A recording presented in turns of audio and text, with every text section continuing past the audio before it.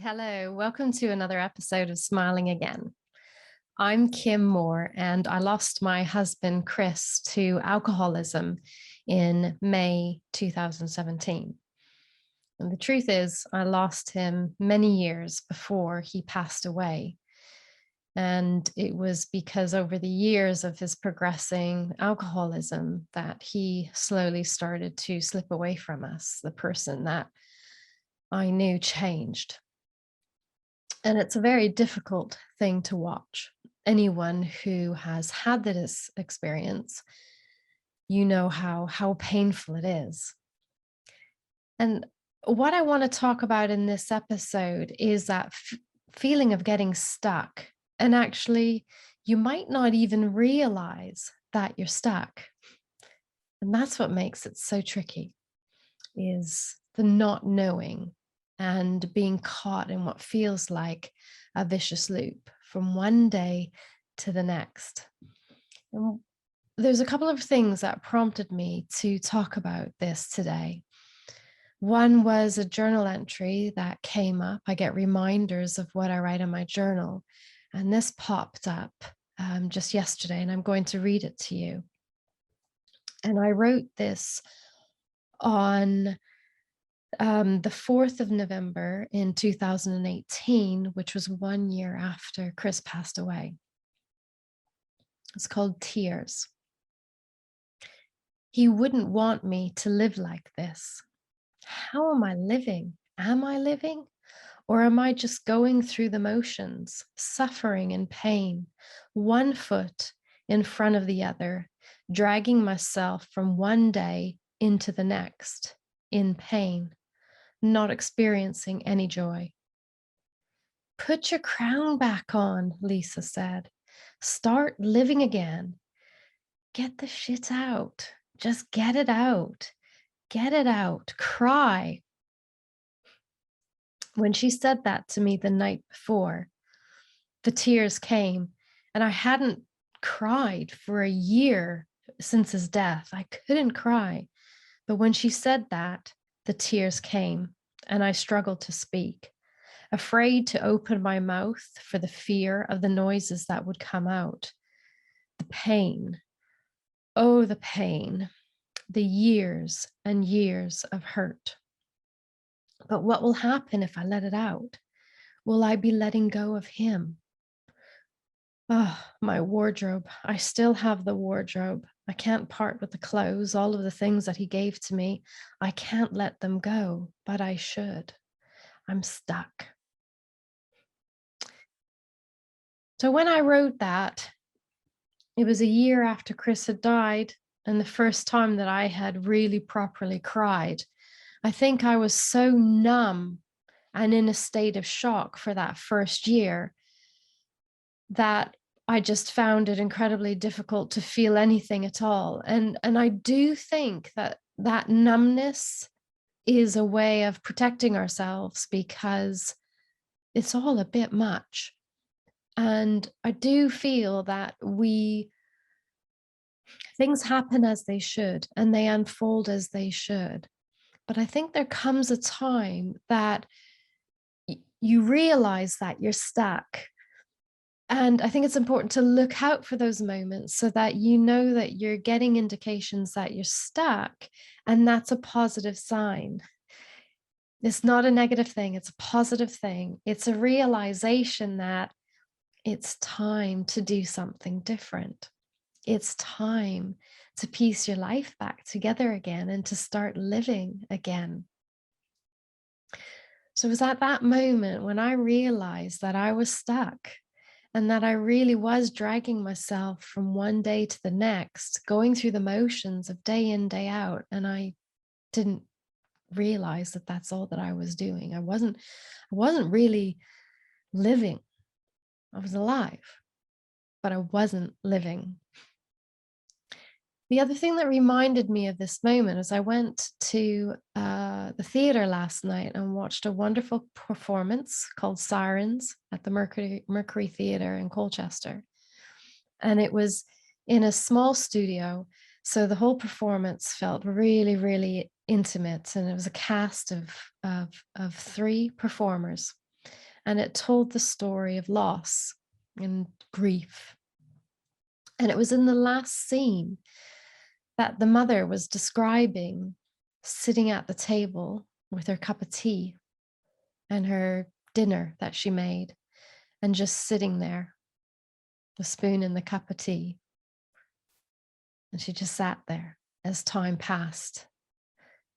She had come home from work, sat there with that cup of tea and the food that she knew she needed to eat, but she just sat there. And then she went off to bed. And it's that feeling that reminded me that of having been in that place where she was, being so overwhelmed with grief that you just sit. Time passes. You don't even know it's passing. You don't know that you're stuck. So when you start to realize that you're feeling stuck, and that realization might just be a feeling of frustration or a feeling of unhappiness, when you feel those things, it's time. It's there as a gift to indicate to you that it's time to move forward. It's time to do something different.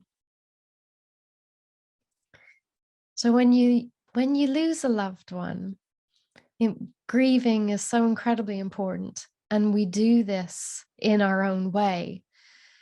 And it was on a different conversation that a different podcast episode that Eric said, you know, time is your companion. Time doesn't heal all wounds, like everyone says. Time is your companion. So it doesn't matter how much time passes. There doesn't have to be a set period of time. I do believe that that realization that you're stuck and you're ready to move forward will come to you. But recognize it so that you know that that discomfort, that's something down inside of you saying it's time to do something different. And you do need to find that courage to say, okay, I'm going to do something different. And often you don't know what that different thing is because you're just so caught up in the day in, day out of doing what you always do. You got to hop off it.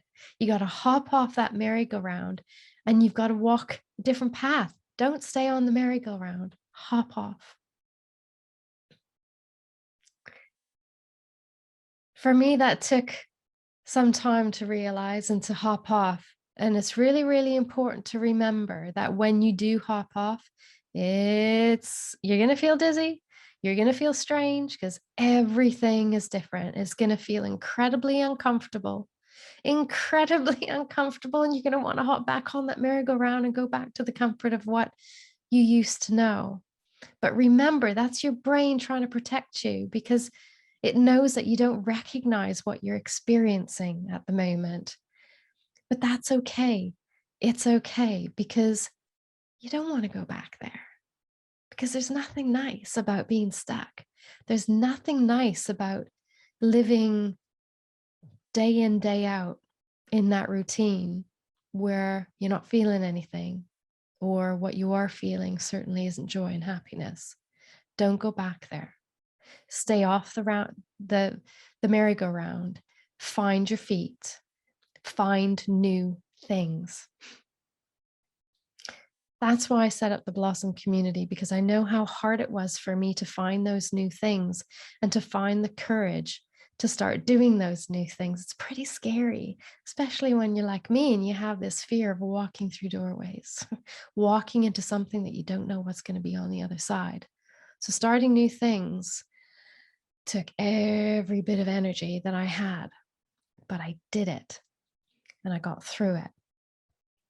But in the Blossom community, that's where there's going to be lots of people who are going through the same experience. So you don't have to do it alone. We lay out the new things for you to try. We lay out the new things for you to explore, and doing so in a safe environment filled with people who are right there by your side, trying things for the first time too, just like you. So you're not alone. So if you're hearing this and you've got that feeling in your belly,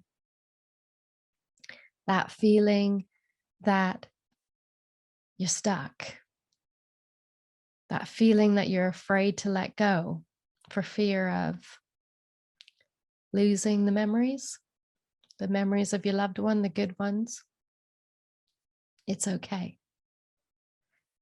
You can move forward. You can let go.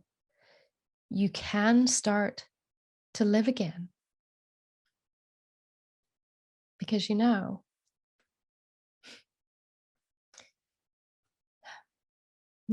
that if they were here right now, catch my breath for a moment.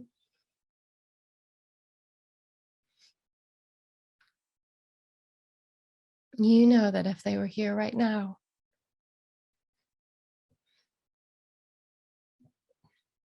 they would tell you it's okay. You don't have to live like this anymore. They don't want you to live like this. They want you to be happy. So get unstuck. Best way to get unstuck is to do different things. Get your body and your brain feeling different things. And you'll be so surprised what you can discover when you do. You'll rediscover you. You'll rediscover things that you love, things that you forgot about. You will rediscover your smile. I promise you, you will. And they'll be looking down and watching you. I'm proud of that. Proud of you. You'll find new purpose.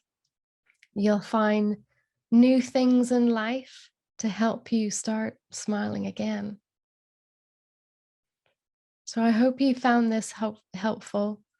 I hope it helps you to realize that you're not alone in that feeling of being stuck after someone passes. The most important thing I want you to hear from this message is that they don't want you to live like this. They want you to enjoy life. And it's time for you to say to yourself, with compassion and with love, that you're okay.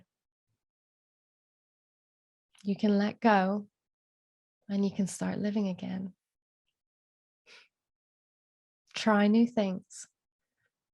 So that's your takeaway from this episode today, is that the way to get unstuck is to try new things.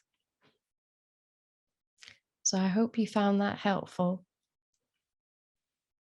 And if you start trying those new things, I'm absolutely positive that you will start smiling again.